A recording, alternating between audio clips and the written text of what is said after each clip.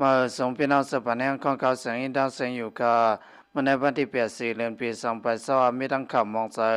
เจ้าหน่อยทุนไหนผู้ลงแหลนลิกไล่ปันมาผู้นำพิงเงพิงทุ่งลูเสียงสุดหมุนเป็นผู้ลงแหลนลิกไล่ปันมาพี่น้องใต้คำตีก้อนหนึ่งเจ้าหน่อยทุนไหนผู้นำพิงเงพิงทุ่งลูเสียงสุดหมุนเมื่อวันที่6 4 เดือนปี2022คนเงินมันเจ้าลาดในหนังไหน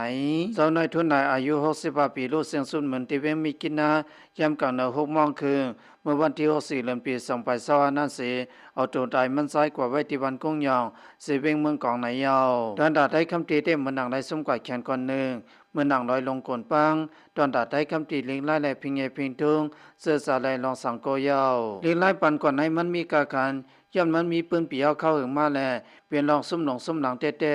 ได้คำตีเขาไล่ปันซื้อมันสะไว้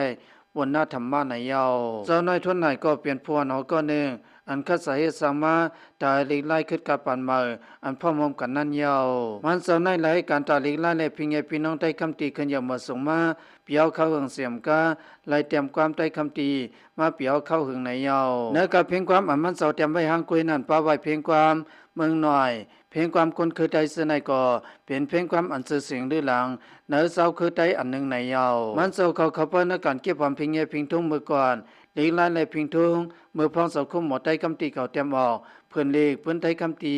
เลียเพียนเจ้าคือเสียนันยาวเจ้าในทุนไหนก็เป็นก้อนคัดสาเหตุสร้างแต่เจ้าคือไทยคำตีน้ำมือห่มจุ่มแด